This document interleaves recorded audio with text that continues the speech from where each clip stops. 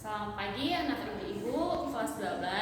Sampai ketemu lagi pada pertemuan kali ini di video pembelajaran teks cerita sejarah. Nah, kali ini kita akan masuk ke video pembelajaran kedua. Materinya adalah, perhatikan di depan sudah dituliskan unsur kebahasaan teks cerita sejarah. Jadi pada video kali ini kita akan menganalisis dan membahas unsur kebahasaan yang terdapat di dalam teks cerita sejarah, atau untuk lebih jelasnya teks cerita sejarah itu disebut juga dengan novel sejarah gitu ya. Nah, sama dengan novel-novel yang lain, novel sejarah juga terdapat beberapa kaidah kebahasaannya. Yang pertama, lihat di sini, menggunakan kalimat bermakna lampau.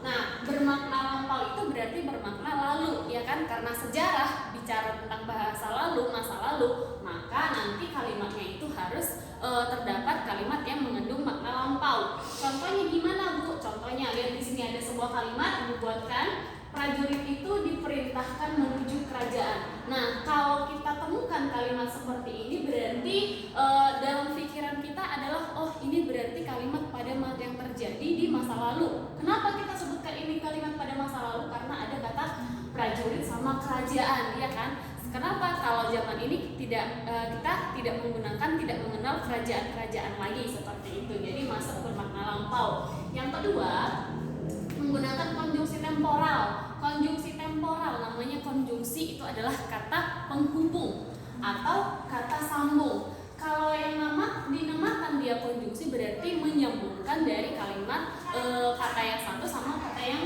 berikutnya. Nah, temporal, kalau untuk konjungsi temporal, ingat aja kata tempo ya. Tempo itu berarti waktu. Nah, maka di sini nanti pengertian konjungsi temporal itu kata penghubung yang menyatakan keterangan waktu gitu. Contohnya apa aja? Banyak. Nah, ada konjungsi sejak, ada saat itu, kemudian setelah itu, kemudian, lalu, ketika, pada, dan lain-lain. Masih banyak sebenarnya yang lain, tapi ini adalah beberapa contoh dari konjungsi temporal. Contohnya, misalnya ada kalimat sejak saat itu aku tidak lagi menyukainya.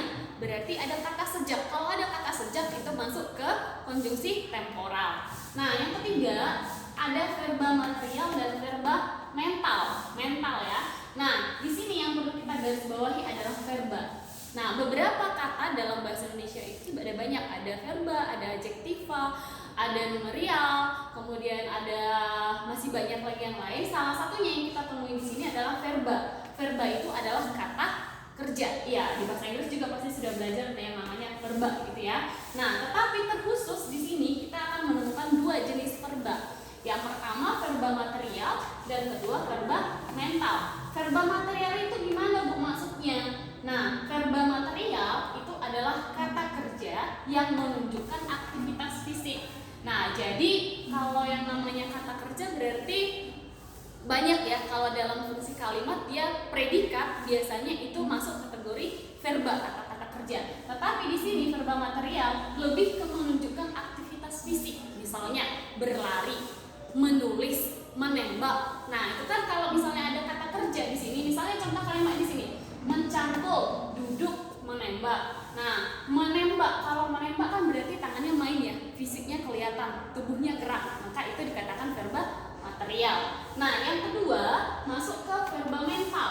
Kalau mental ini berhubungan dengan kejiwaan seperti itu yang tidak terlihat tetapi bisa dirasa. Nah, artinya di situ nanti kata kerja yang merujuk ke sifat perasaan. Jadi kebalikan dari si material. Material tadi fisiknya kelihatan, kata kerjanya kelihatan. Kalau di sini lebih ke perasaan, gitu ya. Contohnya menginginkan, menganggap, melihat, dan merasakan. Contoh kalimatnya di sini dibuatkan, ia menginginkan kado di hari ulang tahunnya. Nah, ia di sini sebagai subjek ya. Verbanya di sini sebagai P. Biasanya verba dalam kalimat itu selalu menduduki yang namanya fungsi P atau predikat. Kado sebagai objek di hari ulang tahun, keterangan waktu ya, seperti itu. Nah, berarti di sini ada kata kerja menginginkan, masuklah dia kategori verba mental gitu ya. Nah, masih banyak sebenarnya yang lain, itu aja contohnya. Nanti di bukunya juga kamu baca lagi supaya menambah pengetahuan kamu. Nah, kemudian yang berikutnya, kaidah yang keempat, unsur kebahasaan yang keempat adalah menggunakan kalimat langsung dan kalimat tidak langsung.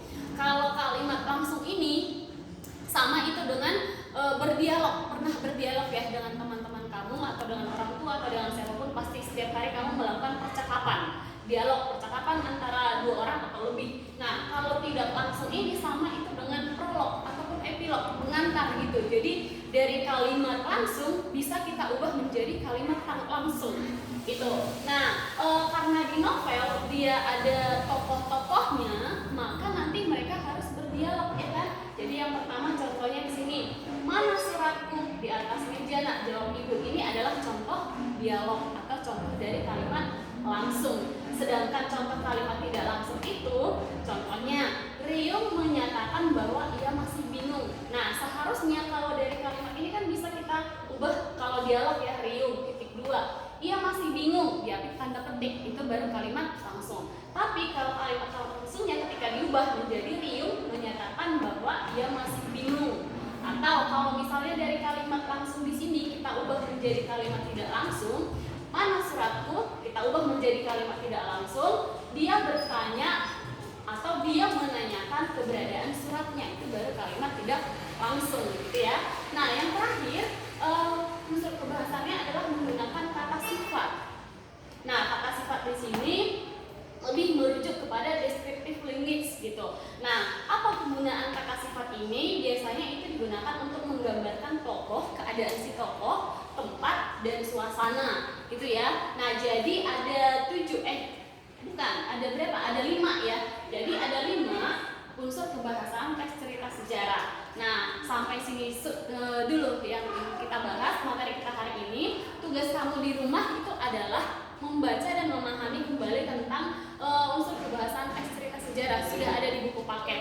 Nah, tugasnya adalah kamu buka buku paket di halaman 63. Di halaman 63 ada tabel analisis unsur kebahasaan dalam teks cerita sejarah. Nah, kerjakan di buku latihan, dikumpul sampai jam pelajaran sudah selesai. Nah, sekian dulu materi